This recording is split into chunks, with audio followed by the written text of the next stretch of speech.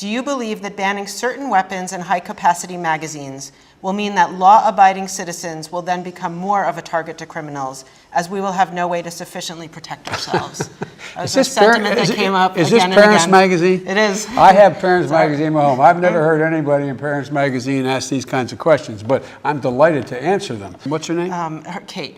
Kate, if you want to protect yourself, get a double-barrel shotgun, have the shells, a 12-gauge shotgun, and I promise you, as I told my wife, we live in an area that's wooded and somewhat secluded. I said, Jill, if there's ever a problem, just walk out on the balcony here or walk out, put that double-barrel shotgun and fire 2 blasts outside the house. I promise you, who's ever coming in is not going to, you don't need an AR-15.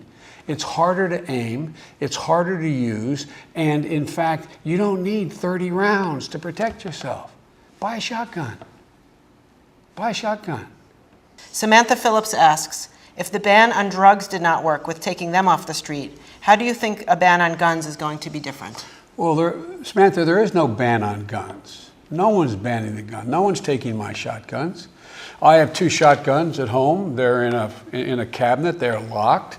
There's ammunition there as well. No one's going to come and take my gun. No one's going to take anyone's gun. We're talking about a background check. And the analogy to if there was a ban on drugs, how can there be a ban on, how would any regulation of the type of weapon available out there, why would that make sense? Are you suggesting we just legalize all drugs? Is that what you're suggesting? That would go real well in Parents Magazine. Let's talk about everybody being able to, no matter what your age, go out and be able to purchase cocaine. What do you think about that idea? In my home, I have 5 grandchildren. They're around all the time. I have 2 shotguns. They're locked in a safe. There's a gun case that is metal, and there's a combination. I could get to it really quickly if I thought my home was being invaded and to try to protect myself, but I keep the ammunition and the guns in that case. Look, there is a really healthy gun culture in this country. There's the state I come from, the family I come from. Guns were part of my father's ethic. My father was a responsible man.